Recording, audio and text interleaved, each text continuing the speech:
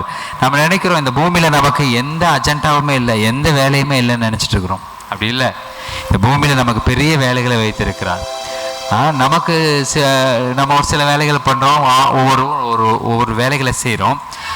ஆனாலும் அந்தந்த வேலைகளை நமக்கு செய்யும்படி கர்த்தர் இந்த பூமியிலே சாப்பிட்றதுக்கு அந்த வேலையை கொடுத்திருந்தாலும் தேவ ராஜ்யத்துக்கு என்று கர்த்தர் ஒரு வேலையை கொடுத்திருக்கிறார்.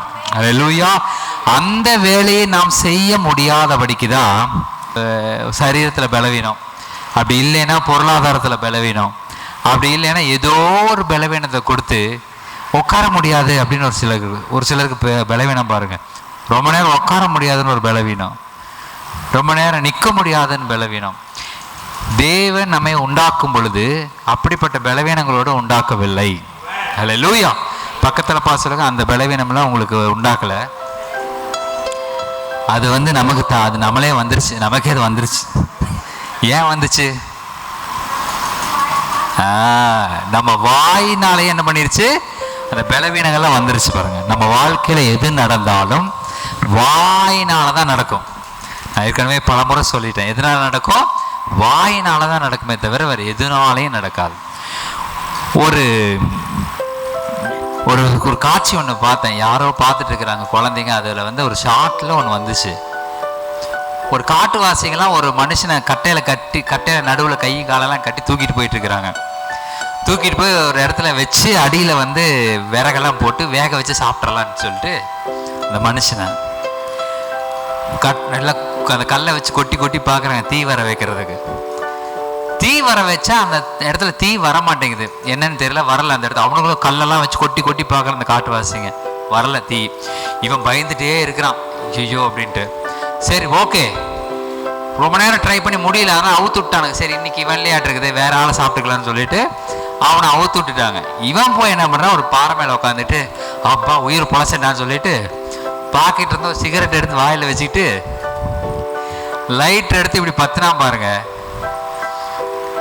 அடுத்த சீன் அவனை மறுபடியும் அதில் கட்டி வச்சு அதை அந்த இடத்த க்ளோஸ் பண்ணி மறுபடியும் அங்கே பார்க்கும் பொழுது அங்கே அந்த இடத்துல அவனை கட்டி வச்சு அடியில் தீ போட்டு விட்டானுங்க.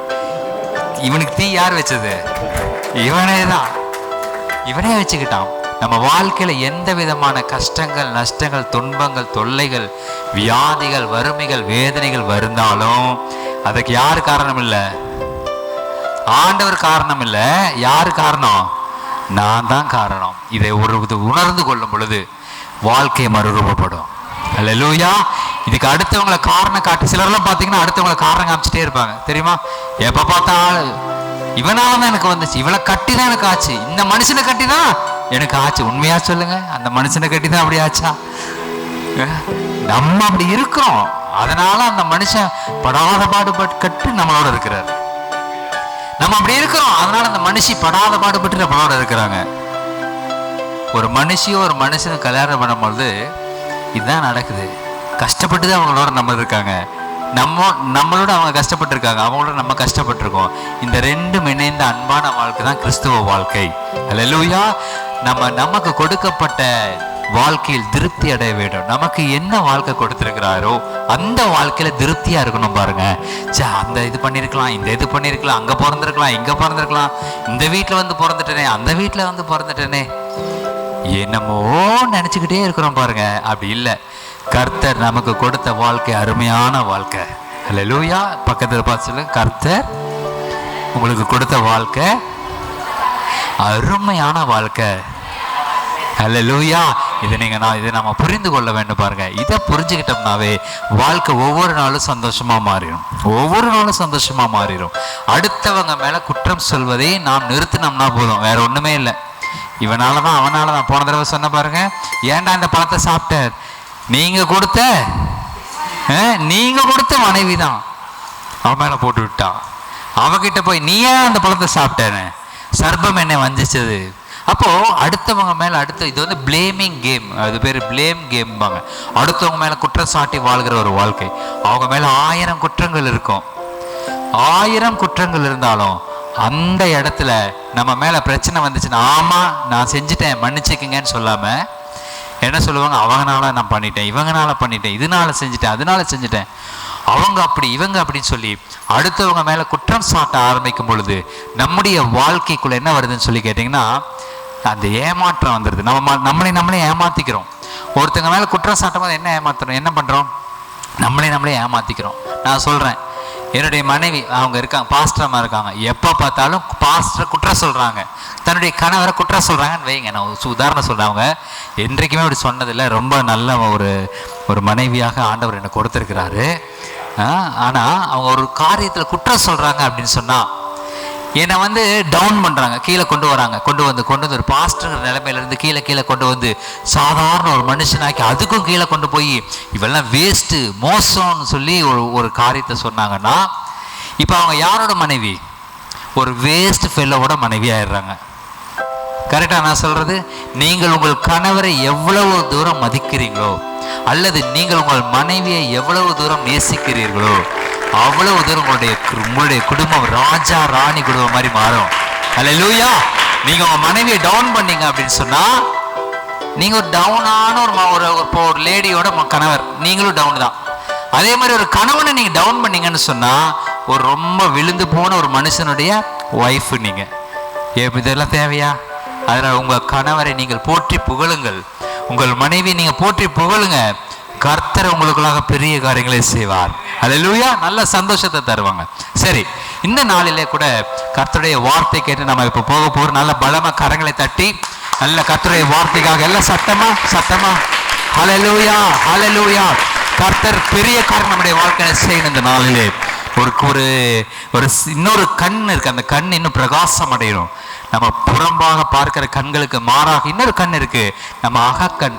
கர்த்தர் நமக்கென்று கொடுத்திருக்கிற அந்த ஞானத்தின் கண் இருக்கு பாருங்க. அந்த கண்ணு திறந்துருச்சு. நமக்கு இன்னும் திறக்கலன்னு சொல்லல, திறந்ததுனாலதான் இங்க உட்காந்துருக்கோம். நம்ம எல்லாம் ஏன் சபையில் அமர்ந்திருக்கிறோம்? கர்த்தர் அந்த கண்களை திறந்து விட்டார். திறக்காத ஜனங்கள்லாம் எங்க இருக்காங்க? வெளியில இருக்காங்க. ஆண்டவர் அறியாதபடிக்கு வெளியில இருக்காங்க. இப்ப உங்களுக்கும் எனக்கும் கண்ணு திறந்துருச்சு, ஆனா மங்கி தெரியுது. நடமாடுகிற மனுஷன் மங்கின மரங்கள் போல அப்படியே தெரிஞ்சிட்டு இருக்கு. ஆண்டவர் இருக்கிறாரா இல்லையா?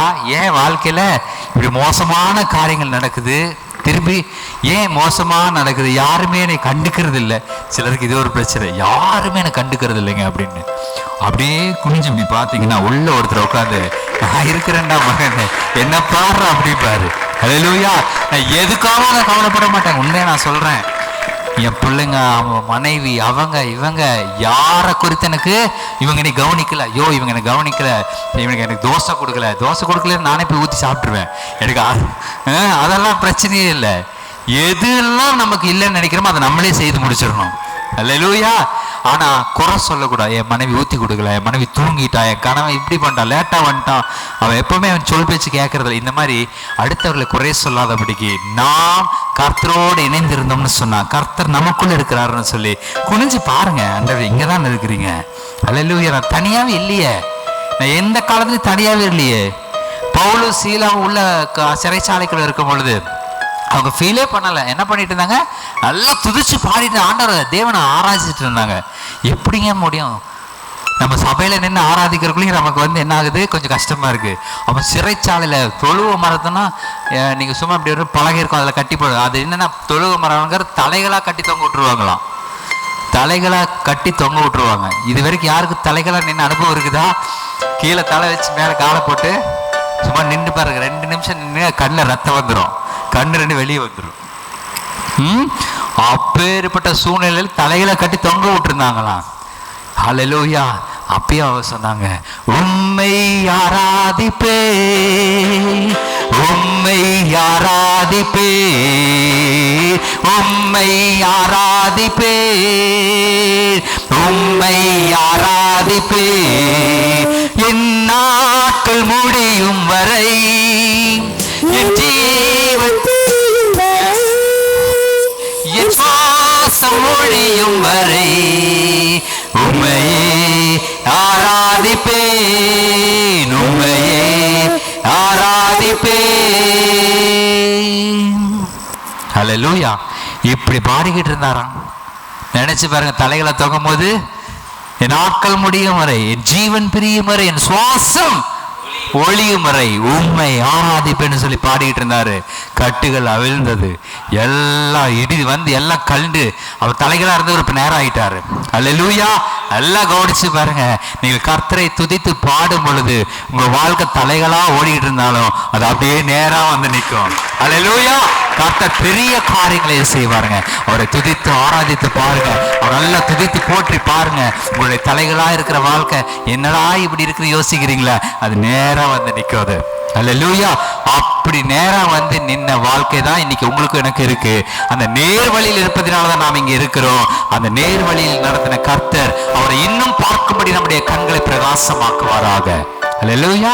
ஓகே, இப்ப கண்களை பிரகாசமாதேனும் அப்படின்னா ஒரு காரியத்தை நம்ம அறிந்து கொள்ள வேண்டும். என்னன்னு சொல்லி கேட்டீங்கன்னா, நமக்கு இந்த உலகத்திலே இருக்கிற ஞானம், இந்த உலகத்தில் இருக்கிற வாழ்க்கைக்கு ஏதாவது தேவைன்னு சொன்னா, இப்போ நான் இந்த ஃபோன் வச்சிருக்கேன், இந்த ஃபோன் வந்து எனக்கு நிறைய தெரியாது.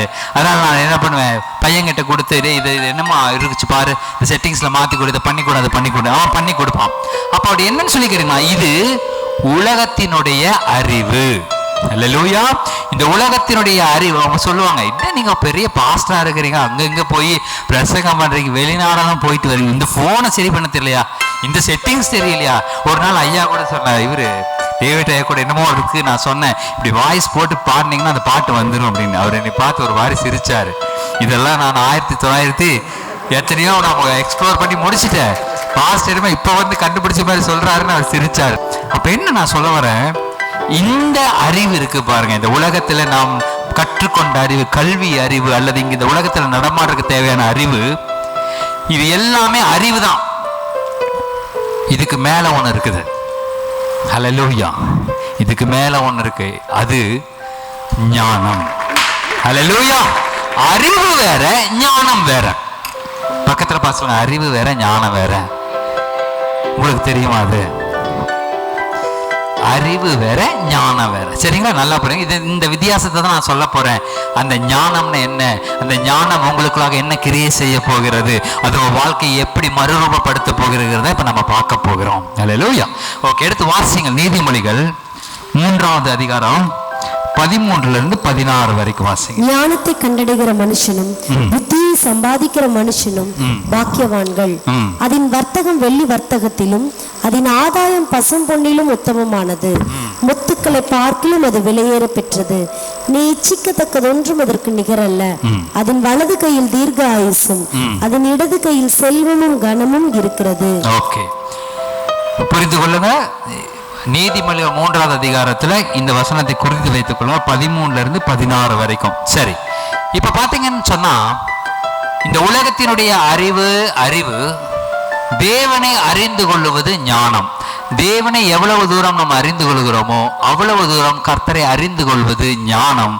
ஆனா இந்த உலகத்தினுடைய அறிவு கர்த்தரை அடைய முடியாது. இந்த உலகத்தில் இருக்கிற அறிவு கர்த்தரை அடைவதற்கு வழி அல்ல. தேவனை அறிகிற அறிவிலே வளர்வதுதான் ஞானம். அல்லேலூயா. தேவனை அறிகிற அறிவிலே வளர்வதுதான் ஞானம். அவருடைய வார்த்தையில் வளர்வதுதான் ஞானமே தவிர உலக அறிவினால் ஞானத்தை அடைய முடியாது. உலக அறிவினால் கர்த்தரை நாம் நெருங்க முடியாது. தெய்வீக ஞானம், கர்த்தருடைய வார்த்தை, இயேசு கிறிஸ்து நமக்குள்ளாக இருக்கிறார் என்கிற அந்த அறிவு தான் கர்த்தரை நெருங்குவதற்கு ஒரே ஒரு வாய்க்காலா இருக்குது, ஒரே ஒரு வழியா இருக்கிறது. அப்ப என்ன அர்த்தம்? நாம் தேவனை அறிந்து கொள்வதற்கு உலகத்தினுடைய அறிவு வேலை செய்யாது, கர்த்தருடைய ஞானம் வேலை செய்யும். அல்லேலூயா. ஓகே, இந்த வசனத்தை நாம் மறுபடியும் நம்ம தியானிக்க போகிறோம். ஞானத்தை கண்டடைகிற மனுஷன், புத்தியை சம்பாதிக்கிற மனுஷன் பாக்கியவான். அதன் வர்த்தகம் வெள்ளி வர்த்தகத்திலும் அதன் ஆதாயம் பசும் பொன்னிலும் உத்தமமானது. முத்துக்களை பார்க்கலும் விலையேற பெற்றதும். நீ இச்சிக்கப்படது ஒன்றும் அதுக்கு நிகர் அல்ல. கவனிங்க, நல்லா புரிந்து கொள்ளுங்க.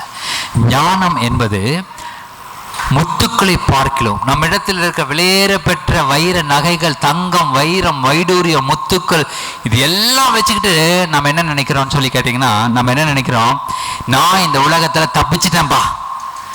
பேங்க்ல ஒரு பேலன்ஸ் வச்சிருப்போம், ஒரு 10 லட்சம் ரூபாய் பேங்க்ல இருக்குது. அப்பா, என் வாழ்க்கைக்கு இது போதும், சூப்பர், எல்லாத்தையும் சேர்த்து வச்சுட்டேன். எனக்கு தேவையான ஒரு 2 லட்சமோ 5 லட்சமோ 10 லட்சம் பேங்க்ல இருக்கு. என் மனைவி கிட்ட வேற ஒரு 50 பவுன் நகை இருக்குது. அதனால இனி எந்த பிரச்சனை வந்தாலும் என்ன பண்ண போறேன், நான் சமாளிச்சிருவேன். ஒரு வீடு இருக்குது, கார் இருக்கு, எனக்கு எல்லாம் செட்டில் ஆயிடுச்சு. பைபிள் ஒரு வசனம் சொல்லுது, அவன் தன்னுடைய குடோனை நிரப்பி வச்சுட்டு அவன் ஆத்மாவை பார்த்து அவன் சொன்னானாம்.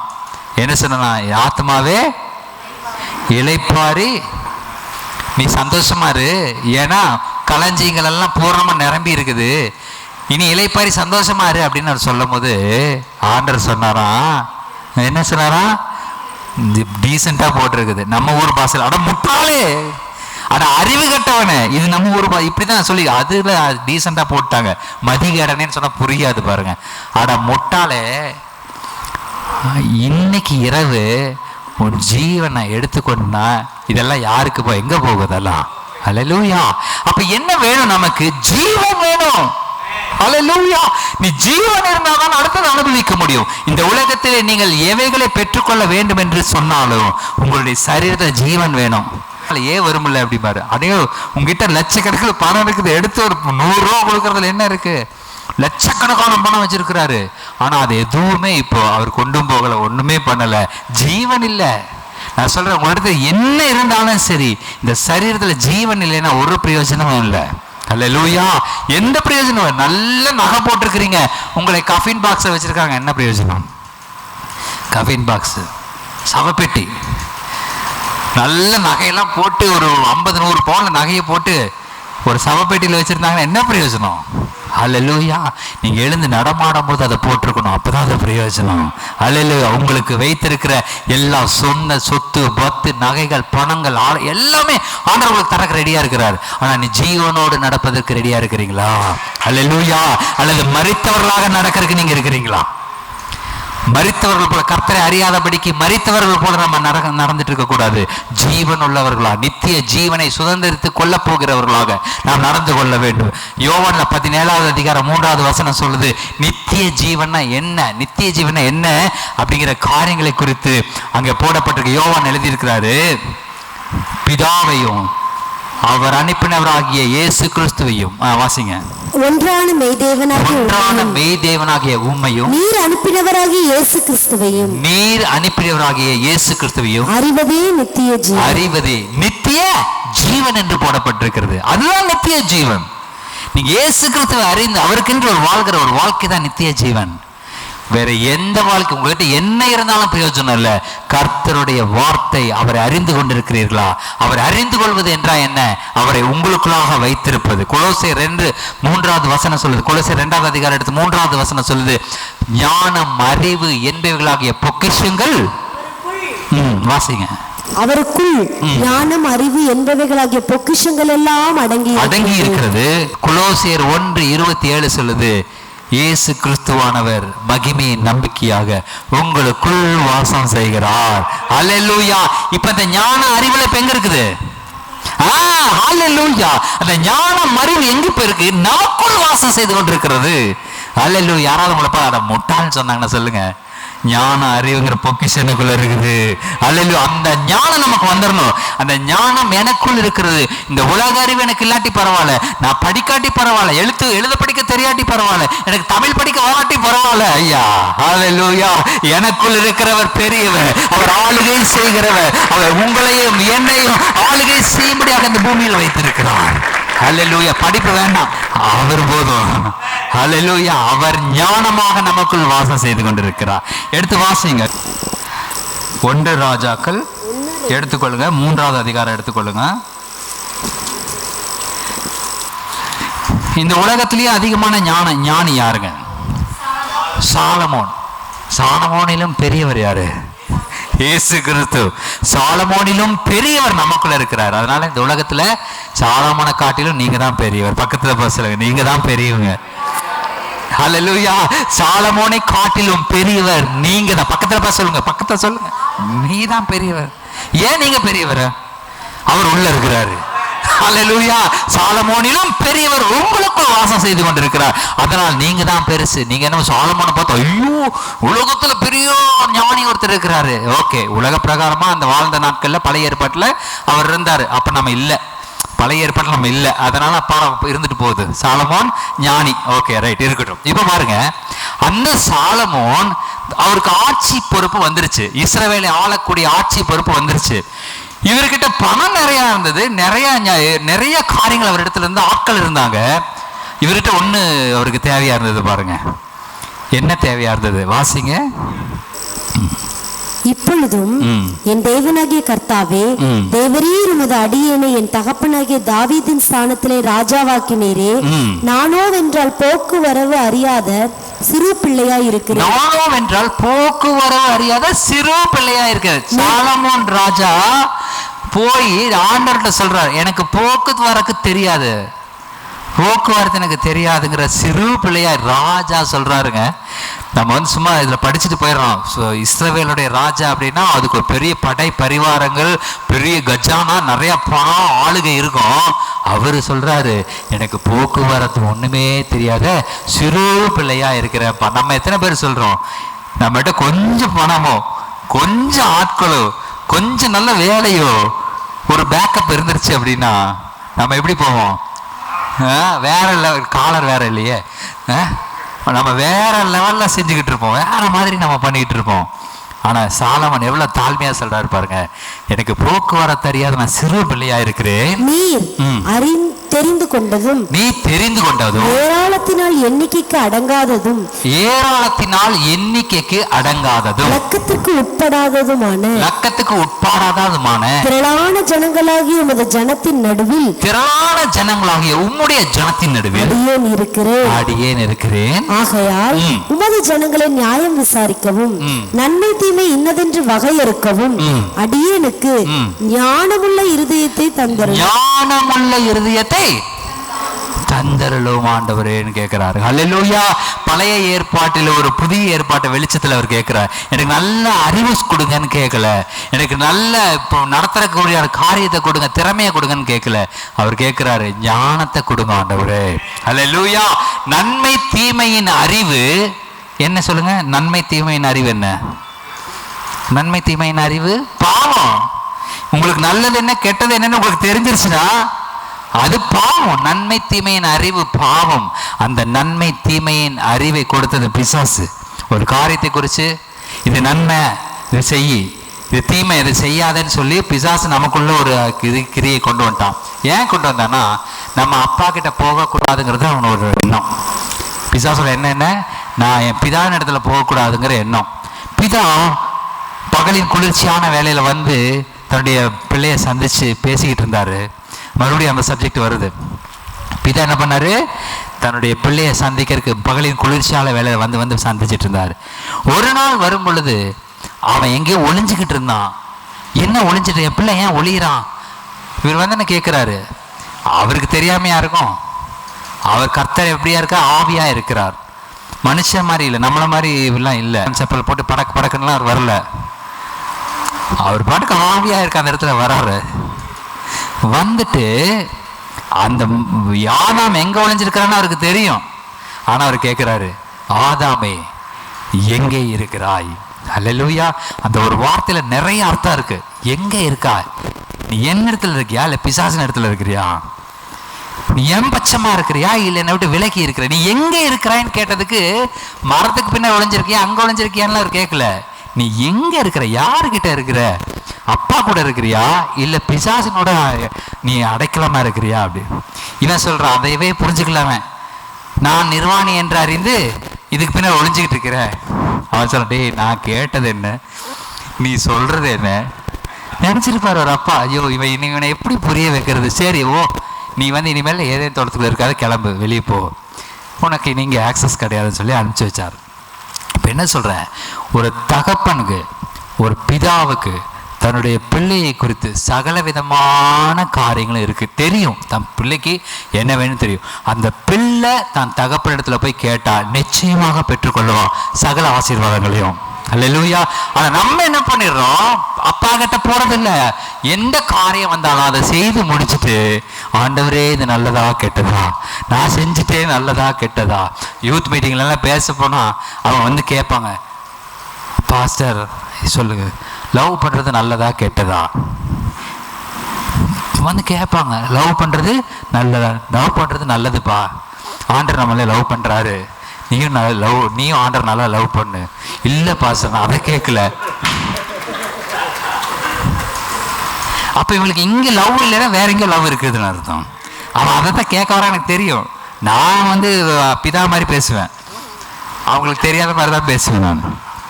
இல்லை அப்புறம் அப்படியே சொல்லுவாங்க, இப்படி இருக்குது, நல்லதா கெட்டதா, இது சரியா தப்பா. நீ நல்லதா கெட்டதான்னு கேட்டாவே பிசாசு உள்ள இருக்கிறான்னு அர்த்தம். உனக்கு எது நல்லதுன்னு அப்பா உனக்கு சொல்லி கொடுத்துருக்கிறார். அல்லேலூயா. அதனால உங்க மனசுல டவுட்டே வேண்டாம். ஒரு விஷயம் நல்லதா ரைட்டா தப்பான்னு உள்ள வந்துருச்சுனாவே அது என்னதான் அர்த்தம்? தப்புன்னு தான் அர்த்தம். புரிந்து கொள்ளுங்கள். கர்த்தர் இந்த காரியத்தை உங்களுக்கு வெளிப்படுத்தட்டும். இது தப்பா கரெக்டான்னு நீங்க மனசுல வந்துருச்சுனாவே அது என்னதான் அர்த்தம்? தப்புன்னு தான் அர்த்தம். தெளிவா நம்ம புரிஞ்சுக்கணும். தப்பா ரைட்டா, தப்பா ரைட்டா, இந்த கேமே பிசாசு தான் விளையாடுவான். நீங்க நன்மை தீமை அறியத்தக்க விருட்சத்தின் கனிய நீங்க புசிச்சா என்ன ஆவீங்கன்னு கேட்டான். சொன்னது உண்டோன்னு கேட்டான். அவனுக்கு தெரியாது. இவங்க சொன்னாதான் தெரியும், இவங்க வாயை திறந்தாதான் தெரியும். நம்ம வாயை திறந்தாதான் பிசாசிட்ட எல்லாத்தையும் சொல்லிடுறோம். ஒரு ஆள் கிடைச்சானா நம்ம நினைக்கிறோம் அந்த ஆள் கிட்ட தான் எல்லாம் சொல்றோம். இல்லை, பிசாசு கேட்கும்படியே கான்வர்சேஷன் நடக்குது. 2 பேர் ஒரு தொடர்புல பேசிக்கிட்டு இருக்கிறாங்கன்னா உன் இருதயத்துக்குள்ள இருக்கிறதெல்லாம் இருதயம் திருக்குள்ளதும் கேடுமா இருக்குது. அதுக்குள்ள இருக்கிறதெல்லாம் எப்ப வெளியே பிசாசுக்கு எப்ப தெரியுது? நீங்க ஒருத்தரோட சம்பாஷிக்கும் பொழுது, ஒருத்தரோட நீங்க பேசும் பொழுது உங்க இருதயத்தில் இருக்கிறது யாருக்கு தெரியுது? இந்த கேட்கிற ஆளுக்கு தெரியுதோ தெரியலையோ, ஆனா பிசாசுக்கு நல்லா தெரிஞ்சுக்குது. ஓ, இவன் இருதயத்தில் இவ்வளவு இருக்கா, இதை வச்சே நான் கேம் பிளே பண்றேன்றான், இதை வச்சே நான் வந்து நல்லா கேம் ஆட போறேன்னு சொல்லிட்டு அந்த காரியத்தை வச்சே அவன் கேம் விளையாடுவான். நீங்க நல்லா பாருங்க, நீங்க எதை பேசி உங்க வாழ்க்கையில என்ன இடர்பாடு என்ன கஷ்டங்கள் வருதோ அதுக்கு நீங்க எப்பவோ விதைச்சிருப்பீங்க, எப்பவோ யார்கிட்டயோ பேசியிருப்பீங்க. எங்கேயோ இது ஏன் வாழ்க்கையில வந்துச்சுனே தெரியலையே அப்படின்னா அப்படியே நீங்க பேக்வேர்டு போய் பாருங்க. ஒரு 10 வருஷத்துக்கு முன்னாடி அந்த விதையை நீங்க விதைச்சிருப்பீங்க. இல்லை யாராவது ஒருத்தங்க விதைச்சிருப்பாங்க. ஒரு பெண் பிள்ளையா இருந்ததுன்னா உனக்கெல்லாம் நல்ல புருஷனை கிடைக்க மாட்டான், ஏதோ ஒரு கோவத்தில் சொல்லியிருப்பாங்க. ஒரு 10 வருஷம் கழிச்சு அது அப்படியே வெளிப்பட்டு வரும். நீங்க நினைப்பீங்க இது ஏன் ஆச்சுது எனக்கு. ஏன்னா 10 வருஷத்துக்கு முன்னாடி ஒருத்தன் விதையை போட்டு விட்டு போயிட்டான். நான் சொல்றேன், உங்க வாழ்க்கையில் நடக்கிற எல்லாவற்றுக்குமே பின்னாடி ஒரு பிளாஷ்பேக் இருக்கும். இருந்தாலும் சரி, நீங்கள் அப்பாவிடத்தில் வந்து விடுங்கள். அல்லேலூயா. அந்த பிசாசு என்ன சொல்லி இருந்தாலும் அதை ஏவாள் மட்டும், ஏய் இதெல்லாம் எதுக்கு கேட்குற நீ, சரி கேளு, நான் பதில் சொல்றேன், ஆனா எங்க அப்பாட்ட கேட்டுட்டு தான் நான் இதை சாப்பிடுவேன். அல்லேலூயா. இதை சொல்லி இருந்தா அவன் தப்பிச்சிருப்பான். தானா போறது, அப்படியே தானா போறது. இப்படி ஆயிடுச்சுங்க. அப்பாட்ட சொன்னியா? வந்து சொல்லிக்கலான்னு பார்த்தேங்க.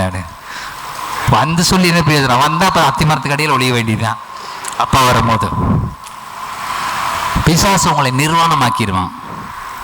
இந்த வார்த்தை நீங்க நல்லா புரிந்து கொள்ளணும். பிசாசு என்ன பண்ணிடுவான்? நம்மளை நிர்வாணமாக்கிடுவான், அசிங்கப்படுத்திடுவான்.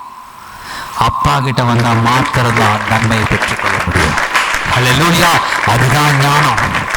நீங்கள் இந்த உலக பிரகாரமாகவோ அல்லது தேவன் இடத்திலோ உங்களுக்கு என்று கொடுக்கப்பட்ட ஆவிக்குரிய தகப்பன் இடத்துலையாவது உங்களுடைய தகப்பன் இடத்துலையாவது பரிபூர்ணமாக ஒப்பு கொடுத்து, கர்த்தர் ஆண்டவரே என் வாழ்க்கையில் இது சித்தம்னா நீங்க செய்யுங்கப்பா, இல்லைன்னா வேண்டாம் ஆண்டவரே என் வாழ்க்கையில் அதை ஒதுக்கி போட்டுருங்கன்னு சொன்னா கர்த்தர் நிச்சயமாக உங்களுக்கு உதவி செய்வார். நம்ம அப்படியே பண்றதில்ல. நம்ம ஒன்று வச்சுக்கிட்டு இது ஆண்டவர் அந்த பக்கம் இழுத்துக்குவோம். எனக்கு இந்த ஃபோன் வேணுங்க அப்படின்னு சொல்லி கேட்டுட்டு வாங்கிட வேண்டியது. ஏதாவது இது போட்டு டியூ போட்டு கீ போட்டு ஏதாவது வாங்கி வச்சுக்கிட்டு, ஆண்டவரே இது டியூ கட்டணும்ப்பா, இந்த மாதம் வந்துருச்சு ஆண்டவரே 3000 ரூபா டியூ கட்டணும் ஆண்டவரே நான் சொல்லுவார், டேய் வாங்கும் போது நீ கேட்டியா? இது ஆசைப்பட்டு வாங்கிட்ட, நீ டியூ கட்டும் போது கழுத்து நெரிக்குது. ஆண்டவர்கிட்ட கேட்டு பெற்றுக்கொண்டீங்கன்னா டியூவே வேண்டாங்கிறேன் நான். அல்லேலூயா. ரெடி கேஷ் கொடுத்துருவாரு, ஏதோ வகையில் கொடுத்துருவாரு. ஆனா நம்ம அப்படி இல்லாம வாங்கி வச்சுக்கிட்டு உள்ள வந்ததுக்கு அப்புறம் ஆரம்பிக்கிறது. அப்பவே நான் சொன்னேன், மனைவிமார்கள் இன்னும் ஜாஸ்தி. உன்னை வாங்கி வச்சுட்டீங்கன்னா கரெக்டா டியூ கட்டும் போது நீங்க புலம்புனீங்கன்னா அப்போ வந்து ஸ்க்ரூ கொடுப்பாங்க பாருங்க. நான் அப்பவே சொன்னேன், சொல்லியிருக்கவே மாட்டாங்க.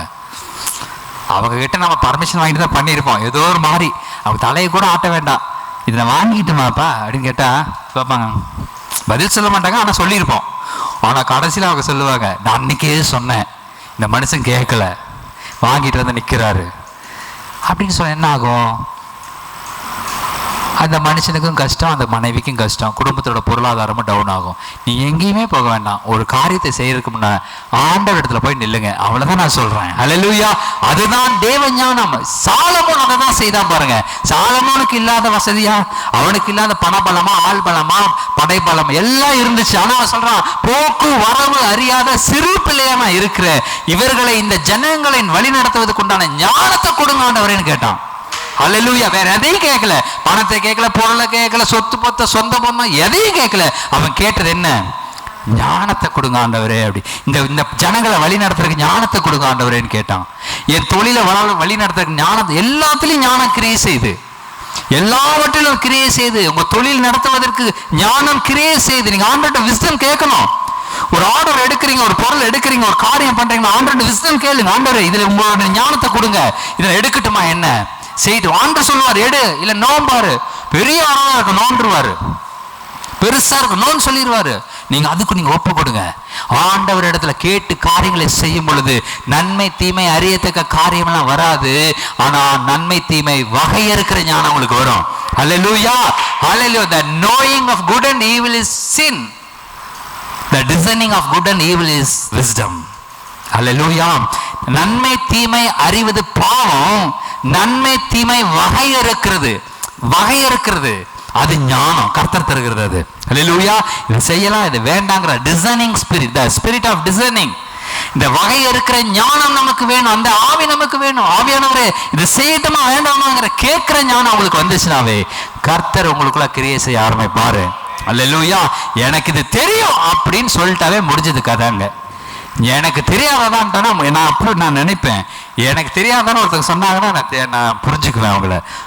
இவங்களுக்கு என்ன ஞானம் கிரியை செய்யுது அப்படிங்கிறது தெரிஞ்சுக்கும். அப்போ எனக்கு தெரியும் அப்படிங்கிறதெல்லாம் இல்லை, கர்த்தர் அறிவார். கர்த்தருக்கு ஸ்தோத்திரம். கர்த்தருடைய சித்தத்தின்படி நடக்கட்டும். இப்படி நம்முடைய வாழ்க்கையை அப்படியே மூவ் பண்ணிட்டே வரணும்.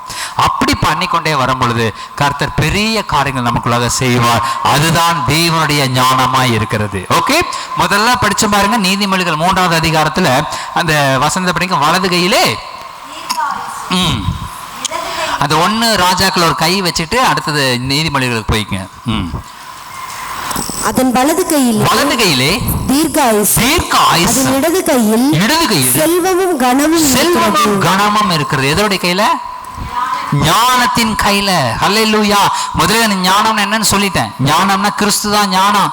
கிறிஸ்துவே உங்களுக்கு ஞானமும் மீட்புமா இருக்கிறார் என்று 1 கொரிந்தியர் 1 கடைசி வசனம் சொல்லுது. அந்த ஞானம், அந்த கிறிஸ்து இப்ப எங்க இருக்கிறார்? நமக்குள்ள இருக்கிறாரு. அந்த ஞானம் நமக்குள் இருப்பதினாலே, அந்த ஞானம் இருப்பதினாலே உங்களுடைய வலது கையில் என்ன இருக்கு? தீர்க்காயுசு இருக்கு. இடது கையில் என்ன இருக்கு? செல்வமும் கனமும் இருக்கு. ஹல்லேலூயா. இந்த கையில தீர்க்காயுசு, இந்த கையில செல்வமும் கனமும் இருக்கு. இன்னைக்கு நீங்க பாத்தீங்கன்னா இந்த உலகத்துல நல்ல பயில்வானா இருப்பான், பயங்கரமான மசில்ஸ், 6 பேக்ஸ், நல்ல மசில்ஸ் எல்லாம் வச்சிருப்பாங்க. என்னடா இவன் இப்படி ஜிம்முக்கு போறானா, என்ன இவ்வளோ பாடியை வச்சிருக்கான்னு பார்த்தா, இல்லை நான் மூட்டை தூக்கிட்டு இருக்கிறேன் அப்படிமா. மூட்டை தூக்கி பயங்கரமான பாடி ஷேப் வந்திருக்கும், பயங்கர கட்டுக்கட்டா வந்திருக்கும். எந்த ஜிம்முக்கு போறான்னு பார்த்தா ஜிம்மெல்லாம் இல்லை, அந்த இதில் குவாரியில் போய் மூட்டை தூக்கிட்டு ஏதோ பண்ணிக்கிட்டு இருப்பாரு. அவர் போய் இப்போ அவர் நினைச்சாருன்னா என்ன வேணா சாப்பிடலாம், சாப்பிட்றதுக்கு என்ன வேணா சாப்பிட முடியும் ஒரு நாள். ஆனால் சாப்பிட்றதுக்கு அவருக்கு என்ன இருக்காது? காசு இருக்காது. இன்னொருத்தன் உலகத்தில் என்ன வேணா சாப்பிடலாம், ஆனால் உடம்ப பார்த்தா சும்மா வீரனாட்டம் இருப்பார். நிறைய பணம் வச்சிருப்பாரு, கோடிக்கணக்கில் பணம் இருக்கும். என்ன சார் பிரேக்ஃபாஸ்ட் என்ன சாப்பிட்டீங்க அப்படின்னு. பிரேக்ஃபாஸ்ட்டு கொஞ்சம் கொஞ்சம் குடிச்சுங்க அப்படின்பாரு. அவர் நினைச்சானா சைனாலேருந்து, ஜப்பான்லேருந்து, இங்கிலாந்துலேருந்து, அமெரிக்காலேருந்து சாப்பாடை கொண்டு வந்து சாப்பிட முடியும். ஆனால் அவர் என்ன குடித்தாரு? குடித்தார். ஏன்? உலகத்தில் இருக்கிற அத்தனை வியாதிகளும், கிச்சனில் இருக்கிற அத்தனை வியாதியும் என்னது? உப்பு, சால்ட்டு, சுகரு, எல்லாம் ப்ரெஷரு, குக்கர் இருக்குல்ல, ப்ரெஷர் குக்கர் எல்லாம் ஒரு நார்மலாக இருக்கும். அவர் என்ன பண்ண முடியாது? சரி, சாப்பிட முடியாது. பணம் இருந்தால் லைஃப் இருக்காது. லைஃப் இருக்கு அப்படின்னா பணம் இருக்காது. இந்த மூட்டை தூக்குறவன் வாழ்வான், அவன் 100 வருஷம் வரைக்கும் போவான், ஏன்னா அவனுக்கு உடம்பு அப்படி இருக்குது. ஆனால் அவனால் சரியாக சாப்பிட முடியாது, பணம் இல்லை. இவன் எதை வேணா சாப்பிடலாம், வாய்ப்பு இருக்குது, ஆனால் சாப்பிட முடியாது. சாப்பிட்டா அடுத்த நாளே குழியில் போக வேண்டியதுதான். அப்படி ஒரு வாழ்க்கையோட வாழ்ந்துட்டு இருப்பான். ஆனால் நினைச்சு பாருங்க, இன்னைக்கும் நீங்களும் நானும் சிக்கன் சாப்பிட்றீங்களா, மட்டன் சாப்பிட்றீங்களா, மீன் சாப்பிட்றீங்களா? நீங்கள் நினைக்கிற காரியங்களை சாப்பிட முடியும். ஹல்லேலூயா, ஹல்லேலூயா. எந்த பிரச்சனையும் நமக்கு கிடையாது. ஏன்? உங்களுக்கு தெரியுதோ தெரியலையோ, அந்த தேவ ஞானம் உங்களுக்குள்ள இருக்குது. ஹல்லேலூயா. நீங்கள் அறிந்து கொள்ளுகிறீர்களோ அறிந்து கொள்ளலையோ, அதனுடைய வலது கையில தீர்க்காயுசு இருக்கு. ஹல்லேலூயா. ஞானத்தினுடைய இடது கையில செல்வமும் கனமும் இருக்கு. செல்வமும் கனமும் இருந்துருச்சுன்னா தீர்க்காயுசு இருக்காது. தீர்க்காயுசு இருந்ததுன்னா செல்வமும் கனமும் இருக்காது. இந்த உலகத்துல நீங்க பார்த்தீங்கன்னா தெரியும், அவ்வளோ பெரிய ஆளா இருப்பான். என்ன சாப்பிட்டீங்கன்னா பச்சை பயிறு மாவு குடிச்சேம்மா. இது ஏன் குடிச்சிங்க? காலங்காத்தில் ஒரு நல்ல போய் நல்ல ஃப்ரைடு சிக்கன் எடுத்து சாப்பிட வேண்டிய, நல்ல சிக்கன் போட்டு சாப்பிடுங்கன்னு. சிக்கன் சாப்பிடக்கூடாதுங்க, இங்கே சொரிஞ்சிருங்க. எனக்கு சொறி வந்து அவன் உடம்பு பூரா வியாதி, எதை சாப்பிட்டாலும் பிரச்சனை. அவனுக்குன்னு ஒரு 2-3 ஐட்டம் தான் இருக்கும். யோசிச்சாதான் செல்வமும் கனமும் இருக்கிற இடத்துல தீர்க்காயுசு இல்லை, தீர்க்காயுசு இருக்கிற இடத்துல செல்வமும் கனமும் இல்லை. ஆனால் கர்த்தர் உங்களுக்கும் எனக்கும் தீர்க்காயுசையும் செல்வத்தையும் கனத்தையும் கொடுத்து இருக்கிறார். அல்லேலூயா. நீங்க அப்படி இல்லாட்டியும் பரவாயில்ல, உள்ள எடுத்துக்கங்க. அல்லேலூயா. எனக்கு அப்படி இல்லை, எனக்கு எல்லாம் பிரச்சனை தான் இருக்குது அப்படின்னா பரவாயில்ல. இப்போ சொல்லும் பொழுது எஸ் ஆமேன்னு சொல்லி எடுங்க. கர்த்தர் நிச்சயமா உங்க வாழ்க்கை அதே மாதிரி மாற்றி போடுவார். அல்லேலூயா. நீங்க உங்களுக்கு எந்த வியாதி இல்லாத ஒரு வாழ்க்கைய அல்லது மருந்து இல்லாத ஒரு வாழ்க்கையை நீங்க வாழ முடியும். நான் அதுக்கு சாட்சி. பிள்ளைகள், குடும்ப சாட்சி, நம்ம சபை சாட்சி. அல்லேலூயா. போராட்டம் வரலன்னு இல்லை, வியாதி வராதுன்னு சொல்லலை, வரும், வந்துச்சுன்னா பரவாயில்ல. இந்த உலகத்திலே உபத்திரவங்கள் உண்டு. அடுத்த வசனம் சொல்லுது, ஆனாலும் திடன் கொள்ளுங்கள், நான் உலகத்தை ஜெயித்தேன் என்று கர்த்தர் சொல்லுகிறார். அந்த ஜெயித்த கர்த்தர் ஒருவர் உங்களுக்குள்ளாக இருக்கிறார். அல்லேலூயா. ஆகையினால் எதை பத்தியும் கவலைப்படாதீங்க, அவர் உள்ள இருக்கிறார். இந்த ஞானம் உள்ள இருக்கிறது என்பது மாத்திரமே உங்களுக்கு ஒரே ஞாபகமா இருக்கணும். ஒரு ஞாபகம் நமக்கு வரணும். என்ன ஞாபகம்? எனக்கு இந்த உலகத்தை ஜெயித்த ஒருவர் எனக்குள்ள இருக்கிறார், வியாதியை ஜெயித்த ஒருவர் எனக்குள்ள இருக்கிறார், எந்த வியாதியும் வராத ஒருவர் எனக்குள்ள இருக்கிறார். அல்லேலூயா. நீங்க பைபிள்ல எங்கேயுமே பார்க்க முடியாது இயேசு கிறிஸ்து வியாதிப்பட்டார் அப்படின்னு. அவர் கண்ணீர் விட்டார்னு வரும், அவர் சிரிச்சார்னு, அவர் சாதாரண நடந்தார், சொஸ்தமாக்கினார், போனார், வந்தார், இதை போனார், அதை பண்ணார், கடல் மேல நடந்தார், காப்பாற்றினார், இதை போனார், மலையில நனைஞ்சார், இங்க போனார், கெஸ்தமனே போனார், விடிய விடிய ஜெபித்தார். எல்லாம் இருக்கும். எங்கேயாவது ஒரு இடத்துல அவர் காய்ச்சலா இருந்தார், அவர் சளி அவருக்கு இருந்தது, அவர் மூக்கு ஒழுகி கொண்டிருந்தது. ஒண்ணுமே அவருக்கு எந்த ரிசல்ட்டுமே கிடையாது. இந்த மாதிரி ஒரு இடத்துல பார்க்க முடியாது. ஆனா இன்னைக்கு நம்ம பார்த்தோம்னா, நைட்டை மழை நனைஞ்சிட்டு வந்துட்டோம்னா காலையில மூக்குல 11 வருது, 11 வருது. நான் யோசித்து, இயேசு கிறிஸ்து அப்படி வந்த மாதிரியே தெரியலையாப்பா. அவர்னாப்பா நைட்டெல்லாம் ஜெபமணிக்க, நைட்டில் கடல் மேலே நடந்திருக்க, தண்ணி மேலே சளி பிடிச்சிருக்கோம், மலையில நினைச்சார், எல்லாம் நடந்தது. ஆனா அவருக்கு ஒரு நாள் சளி பிடிக்கலையே, காய்ச்சல சொஸ்தம் தானே பண்ணினாரு. போய் பேதுரு மாமிக்கிட்ட, அதுவும் பாருங்க, மாமியார் மேல அன்பு செலுத்தணும். ஹல்லேலூயா. மாமியார் மேல அன்பு செலுத்தணுங்கிறதுக்காக தான் தெளிவா மாமினே போட்டிருக்கார். ஒரு பெண்ணை சுகமாக்கினார்னு போலாம். அவர் சொல்ற, பேதுருனுடைய மாமி காய்ச்சலா இருக்கிறத கண்டு, ஜுரமா இருக்கிறத கண்டு அவர் சுஸ்தமாக்கிறார் வருது.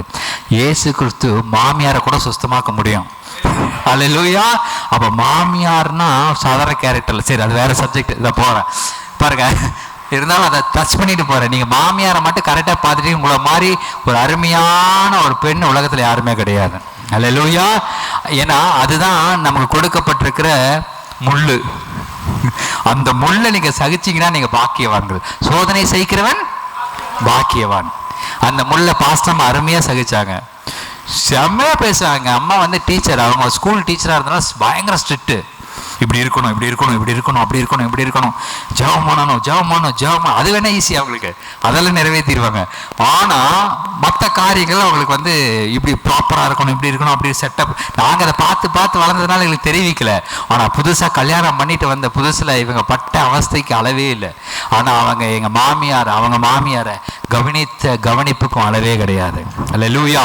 அவங்க திட்ட இவங்க உதவி செய்வாங்க, இவங்க திட்ட அவங்களுக்கு உதவி செய்வாங்க, அவங்க திட்டு வாங்கிட்டே உதவி செய்வாங்க. நான் கூட நினைப்பேன், இப்படி ஒரு பெண் உலகத்தில் இருக்க முடியுமா அப்படின்னு சொல்லி.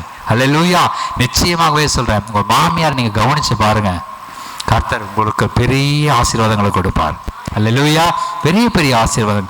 அப்பதான் நினைச்ச, ஆண்டவரே இந்த முள்ளிலிருந்து இந்த அம்மாவை எடுத்து போட்டிருங்க. ஏன்னா நான் போய் உள்ள எந்த ஒரு ஆணுக்கும், எந்த ஒரு ஆண் பிள்ளைக்கும், நம்முடைய மனைவிக்கும் அம்மாவுக்கும் நடுவில் நடக்கிற கான்வர்சேஷனைய மிரட்ட, அவங்களுடைய உருட்டுகளை, அவங்களுடைய திட்டுகளை நம்ம இடையில போய் பேசவே கூடாது.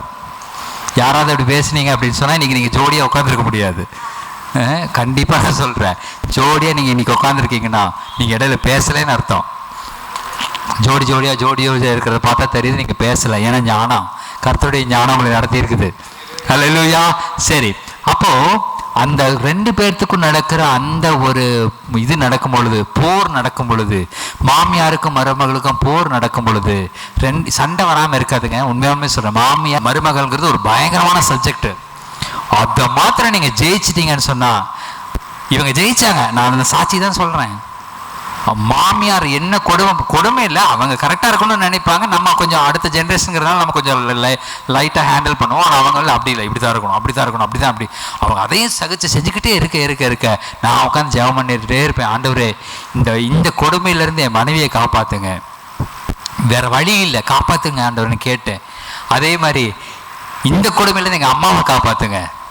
ஏன்னா இவங்க சரியா செய்ய மாட்டாங்கனால இந்த ஜென்ரேஷனுக்கு தகுந்த மாதிரி செய்வாங்க. அம்மா ரொம்ப பழசாக கரெக்டாக அப்படி இப்படி இருக்கணும்னு சொல்லுவாங்க. அதனால் இவங்க கிட்ட இருந்து எங்கள் அம்மாவை காப்பாற்றுங்க, எங்கள் அம்மா கிட்ட இருந்து என் மனைவியை காப்பாற்றுங்கன்னு ஜெபிச்சேன். ஆண்டவர் அற்புதமாக ஒரு காரியத்தை செஞ்சார். இவங்களை வெளிநாடு அனுப்பிச்சி விட்டுட்டாரு. வேலை முடிஞ்சுது. ஒரு 10 வருஷம் வெளியில் எந்த இதுவும் இல்லாமல் இருந்தது. கடைசியில் 10 வருஷம் அப்புறம் அதுக்கப்புறம் இங்கே கூட்டிகிட்டு வந்தாங்க. அம்மாவுக்கு சொல்லக்கூடிய தெம்பும் இல்லை, இவங்களுக்கு கேட்கக்கூடிய வழியும் இல்லை, எல்லாம் மாறி போச்சு. அவங்க 2 பேரும் ரொம்ப சுகமுகமாக சந்தோஷமாக அந்த கடைசி நாட்களில் மாமியாரும் மருமகளும் அம்மாவும் பிள்ளையுமா வாழ்ந்துட்டு இருந்தாங்க. அது ஆண்டவர் என் ஜெபத்தை கேட்டார். இன்னைக்கு எத்தனை ஆண்கள் அந்த ஜெபத்தை பண்ணுறீங்க? ஹல்லேலூயா. என் பிள்ளைக்கும் என்னுடைய மனைவிக்கும் எங்கள் அம்மாவுக்கும் நல்ல காரியங்கள் வரணும், எங்கள் அம்மாவை எங்கள் மனைவி நல்லா பேசணும், நல்லா சந்தோஷமாக இருக்கணும்னு சொல்லி நீங்கள் ஜெபித்து பாருங்கள். கர்த்தர் உங்களையும் வெளிநாடு கொண்டு போயிடுவார். ஹல்லேலூயா. இல்லை ஏதோ ஒன்று செய்வார். ஆனால் மாமியாரை மட்டும் நீங்கள் ஏதாவது டார்ச்சர் பண்ணினீங்க அப்படின்னா உங்கள் வாழ்க்கை பயங்கரமான டார்ச்சர் ஆகிடும். இது சாபமோ இதோ கிடையாது, எல்லாம் ஆவியிலிருந்து தான் நான் பேசுகிறேன். நீங்கள் மாமியாரை கரெக்டாக கவனித்து பாருங்கள். கர்த்தர் அந்த ஞானத்தை உங்களுக்கு கொடுப்பார். இது எப்படி ஹேண்டில் பண்ணுறதுக்கு ஞானத்தை கொடுப்பாரு. நீங்கள் செய்யுங்க, கர்த்தர் உங்களுக்கு அந்த காரியங்களை வாய்க்க செய்வார். ஓகே, வலது கையில தீர்க்காயுசும் இடது கையில செல்வமும் கனமும் உங்களுக்கு வேண்டுமா? பக்கத்தில் பார்த்து உங்களுக்கு வேணுமா? அப்ப ஞானத்தை கண்டடைங்க. ஹல்லேலூயா. புத்தியை சம்பாதிங்க. ஓகே, அதே 1 ராஜாக்கள் எடுத்து அந்த 3வது அதிகாரத்தில் தொடர்ந்து வாசிங்க. ஆகையால் உமது ஜனங்களை நியாயம் விசாரிக்கவும் நன்மை தீமை இன்னதென்று வகையறுக்கவும் அடியனுக்கு ஞானமுள்ள இருதயத்தை தந்தரணும். ஏராளமாய் இருக்கிற இந்த உமது ஜனங்களை நியாயம் விசாரிக்க யாராலே ஆகும் என்றான்.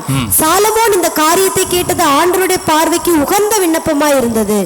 ஆகையினால் தேவன் அவனை நோக்கி, நீ உனக்கு நீடித்த நாட்களை கேளாமலும் ஐஸ்வர்யத்தை கேளாமலும் உன் சத்துருக்களின் பிராணனை கேளாமலும் நீ இந்த காரியத்தையே கேட்டு நியாயம் விசாரிக்கிறதற்கு ஏற்ற ஞானத்தை உனக்கு வேண்டிக் கொண்டபடியினால், பிராணனை கேட்கல, உன் எதிரிகளுடைய பிராணனை கேட்க எதையுமே கேட்கல, இதெல்லாம் கேட்காதனால உன் வார்த்தைகளின்படி செய்து உனக்கு ஞானத்தை கொடுத்துட்டேன். ஞானமும் உணர்வும் உள்ள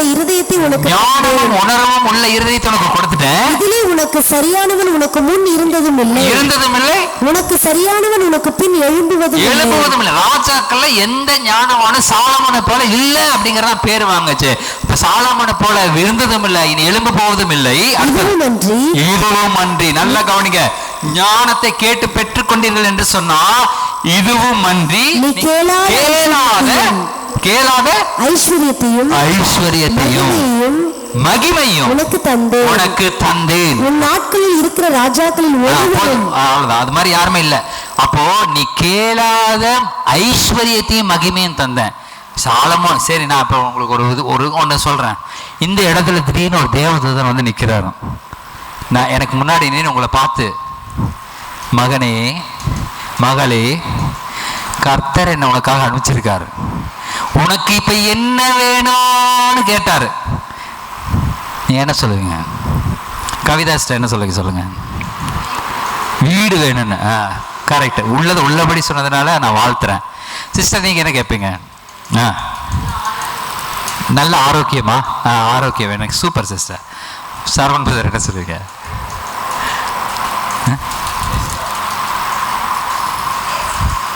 ஏசாமி வேணும்னு கேட்பீங்களா? ஏசாமி தான் உள்ள இருக்கிறாரு.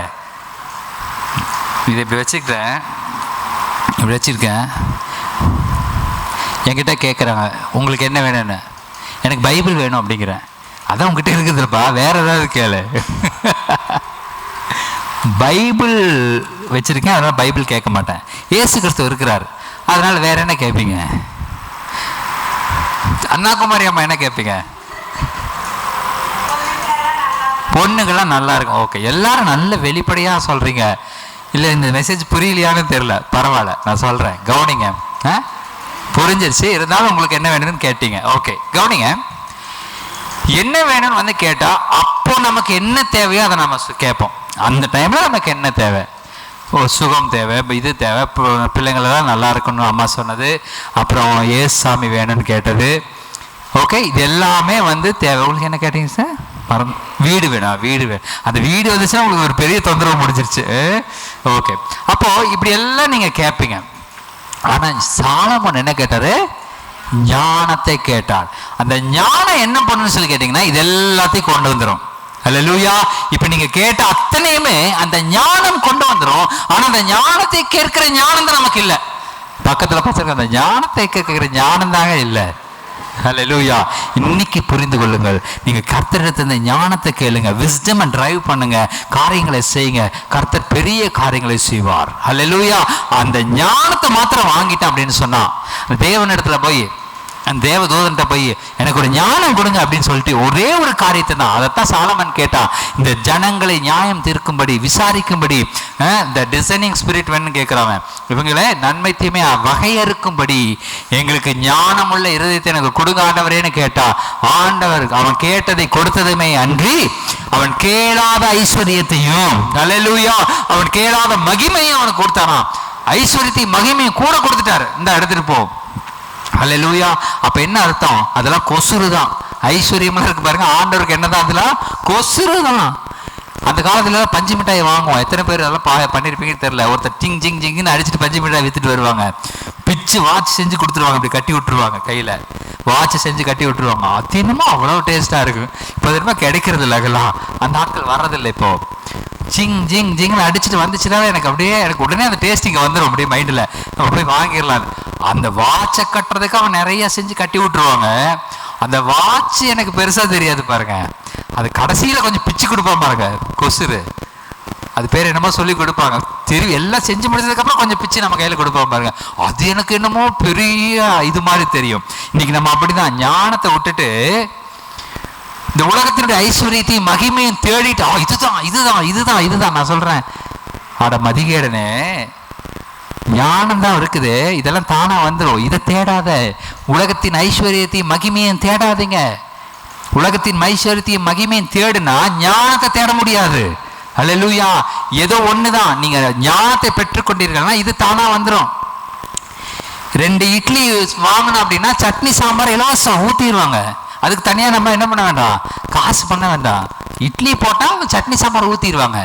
இவங்க என்ன பண்றாங்க, இட்லியே வாங்கல, சட்னி சாம்பார் மட்டும் ஊத்திட்டு, சட்னி சாம்பார் ஊத்திட்டு என்ன பிரயோஜனம்? இட்லி வரணும்ல. இட்லி தானே மெயின் கோர்ஸ், அதுதானே ஒரு மெயின் டிஷ் இட்லி. நான் இட்லியை வாங்கிக்கிட்டா சட்னி சாம்பார் கூட வருங்கிறது தெரியாம போய் இலைய போட்டு உள்ள சட்னியும் சாம்பாரையும் புளிச்சட்டி ஊத்திட்டு அதை மட்டுமே டேஸ்ட் பண்ணிட்டு இருந்தா வயிறு எப்படி நிறையும்? ஹல்லேலூயா. நம்மளுடைய காரியம் அப்படிதான். உலகத்துல தேடிக்கிட்டே இருக்கோம், எதை தேடுறோம்னே தெரியல. பணத்தை தேடுறோம், புகழை தேடுறோம், இதை தேடுறோம், அதை தேடுறோம். முதல்ல நான் சொல்றேன், ஆண்டவரை தேடுங்க, நன்மைகளை தேடுங்க, ஞானத்தை தேடுங்க. கர்த்தர் உங்களுக்குள்ளாக கிரியை செய்ய ஆரம்பிப்பார். உன் வலது கையில தீர்க்காயுசு, இடது கையில செல்வமும் கனத்தையும் கொடுக்க கர்த்தர் போதுமானவராய் இருக்கிறார். ஹல்லேலூயா. இது சொல்லுங்க, இந்த கை நீட்டுங்க பார்க்கலாம். இதுல எனக்கு தீர்க்காயுசு இருக்குது. சொல்லுங்க, தீர்க்காயுசு இருக்கு, இதுல செல்வமும் கனமும் இருக்கு. ஹல்லேலூயா. இது ரெண்டும் எங்க இருக்கு? கர்த்தருடைய ஞானத்திற்குள்ளாக இருக்கிறது. இதை நீங்கள் பெற்றுக்கொண்டீர்கள் என்று சொன்னால் இந்த நாளிலே நீங்கள் வந்தது பிரயோஜனமாக இருக்கும். ஹல்லேலூயா. இந்த உலக அறிவை பத்தி கவலையப்படாதீங்க. ஐயோ நான் படிக்கலைங்க, எனக்கு வாசிக்க தெரியாதுங்க, நான் இதை பண்ண தெரியாதுங்க, அதை பண்ண தெரியாது, பாட கவலையை ஒடுங்கிறேன். அது ஒரு பிரச்சனையும் இல்லை. தேவன் உங்களுக்குள்ள இருக்கிறாரா, ஞானம் உங்களுக்குள்ள இருக்கிறதா, அது போதும். அது பெரிய கிரியைகளை செய்யும். நீங்க யார் அப்படிங்கிறது உங்களுடைய லாங்குவேஜ்லையோ நீங்கள் படித்ததுலையோ நீங்கள் காரியங்கள் இல்லை. கிறிஸ்து உங்களுக்குள் கிரியை செய்கிறதுல தான் இருக்குது. அல்லேலூயா. அவர் உங்களுக்குள்ளாக கிரியை செய்கிறதா ஞானம். அந்த ஞானத்தை இன்னைக்கு பெற்றுக்கொள்ளுங்க. அந்த கண்கள் உங்களுக்கு திறக்கட்டும். கர்த்தர் உங்களுடைய வாழ்க்கையில் பெரிய காரியங்களை செய்வார். தீர்க்காயுசு, செல்வமும் கனமும். மறக்காதீங்க, சாலமோன் ஞானத்தை கேட்டா அவனுக்கு கேளாத ஐஸ்வர்யத்தை மகிமையும் கர்த்தர் கொடுத்தாரு. நீங்களும் அனுதினமும் உங்களுக்குள்ளாக இருக்கிற ஞானத்தை கிறிஸ்து இயேசு மகிமையின் நம்பிக்கையாக உங்களுக்குள் வாசம் செய்கிறார். அந்த கிறிஸ்து ஞானத்தினால் நிறைந்தவராய் இருக்கிறார். ஆகையினால் அந்த ஞானம் உங்களுக்குள்ள வெளிப்படும். இன்னையிலிருந்து முட்டாள்தனமா ஒரு வேலையும் நீங்க செய்ய மாட்டீங்க. அல்லேலூயா. இன்னைக்கு நீங்க தெரிஞ்சுக்கங்க, ஞானம் எனக்குள்ள இருக்குதுன்னு தெரிஞ்சுக்கிட்டீங்கன்னா எந்த முட்டாள்தனமான வேலையும் நம்ம செய்ய மாட்டோம். அந்த ஞானத்தோடு கூடிய எல்லாவற்றையும் நம்ம பெற்றுக்கொள்ளுவோம். அல்லேலூயா. இந்த ஒரு கதையை சொல்லி நான் முடிக்கிறேன். இது எல்லாருக்கும் தெரிஞ்ச கதை தான், இருந்தாலும் நான் சொல்லும் போது அது வித்தியாசமா இருக்கும். பாருங்க, ஒருத்தன் கப்பல் ஏறி வேற ஒரு தேசத்துக்கு போயிட்டு இருக்கிறான். அவன் என்ன பண்ணுறாங்க, அவங்க காலேஜ்லேருந்து அந்த கப்பலுக்கு காசு கொடுத்து நீங்கள் இது டிக்கெட் வாங்கி அனுப்பிச்சி விட்டுட்டாங்க. அந்த கப்பல் போய்கிட்டே இருக்குது வேறு தேசத்துக்கு. கிட்டத்தட்ட 3 மாதம் போகணும் அந்த கப்பல். 3 மாதத்தில் அவன் என்ன பண்ணுறான், கப்பல் ஏறி உக்காந்துக்கிட்டான். பசி வரும் அவனுக்கு.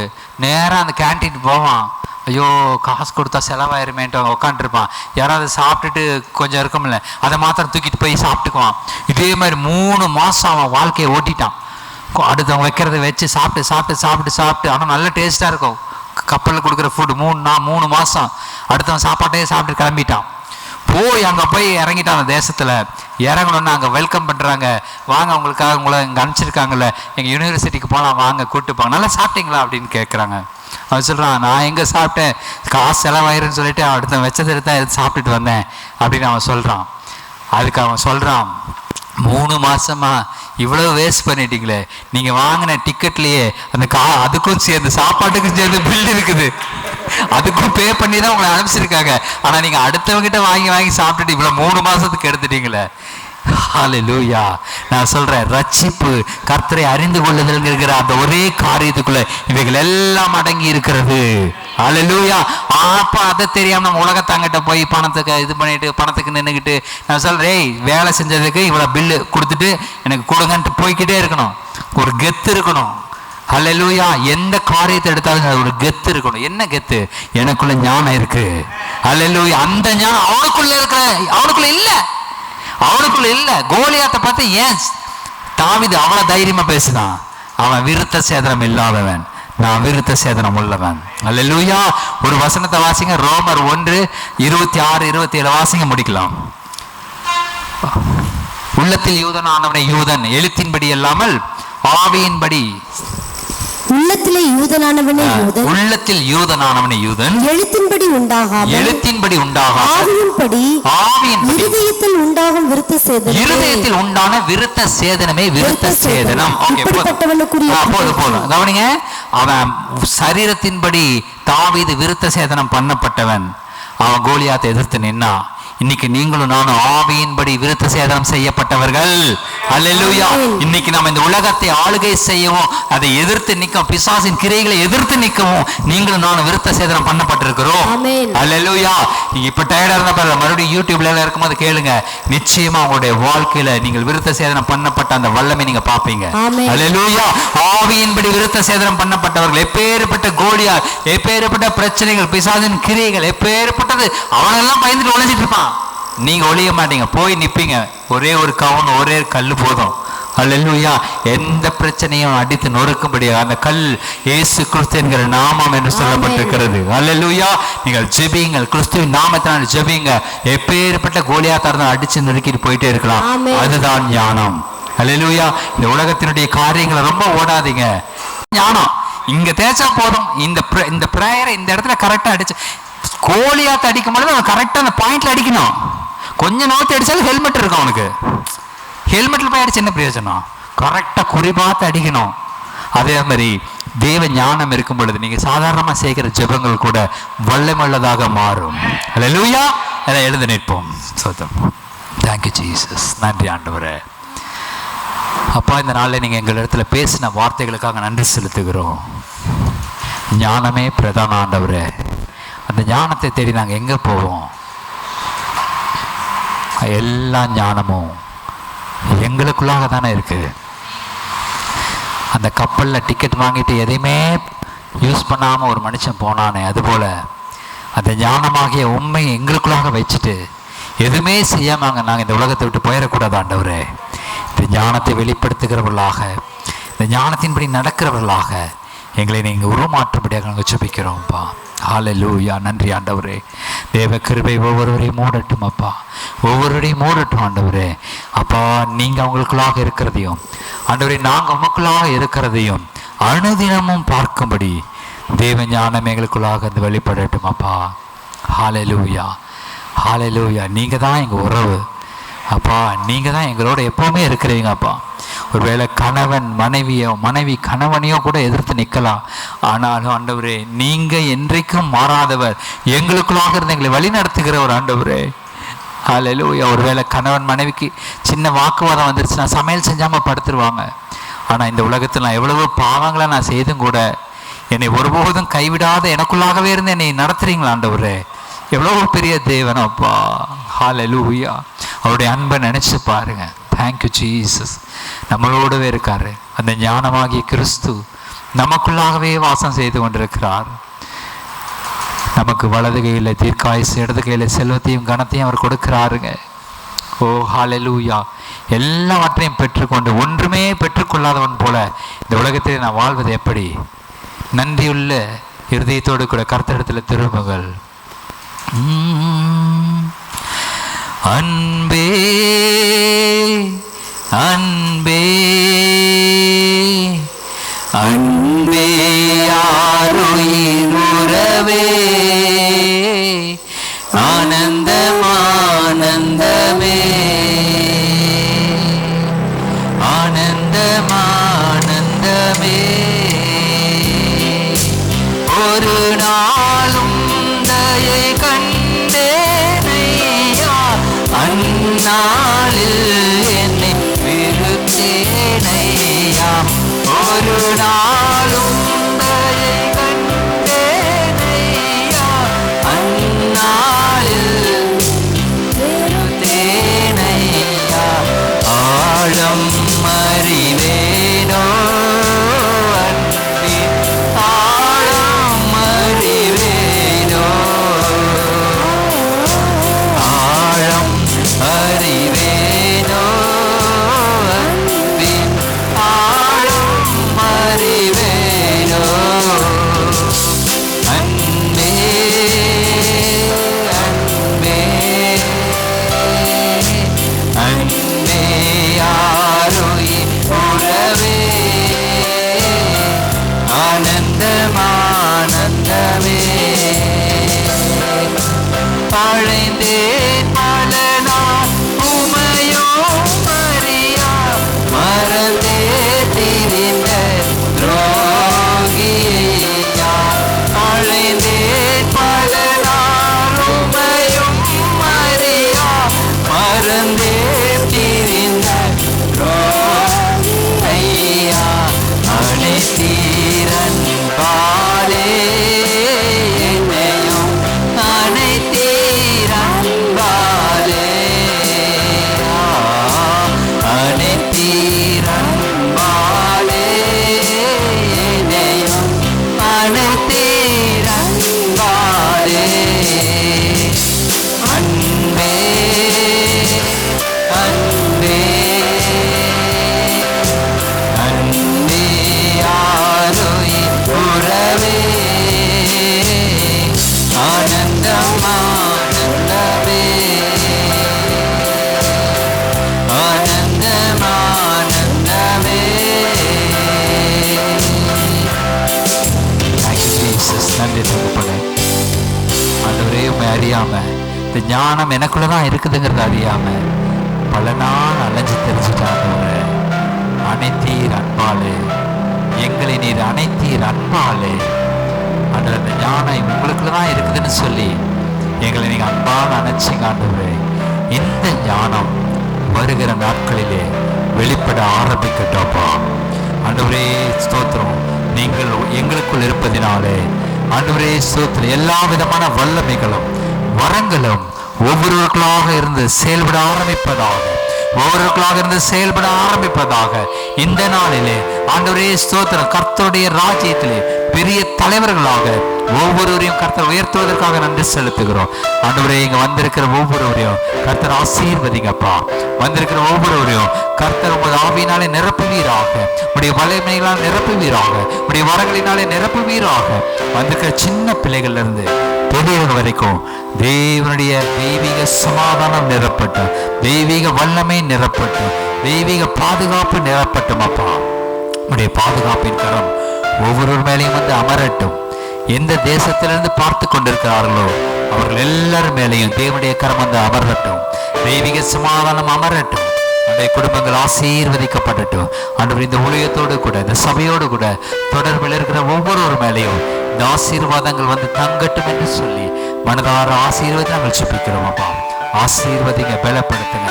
எங்கள் ஆண்டவர் இயேசு கிறிஸ்துவின் மூலமாக ஜெபிக்கிறோம் எங்கள் ஜீவனுள்ள பரம தகப்பனே, ஆமென். உம்மை ஆராதிப்பே, உம்மை ஆராதிப்பே, உம்மை ஆராதிப்பே, உம்மை ஆராதிப்பே, என் நாட்கள் முடியும் வரை, என் ஜீவன்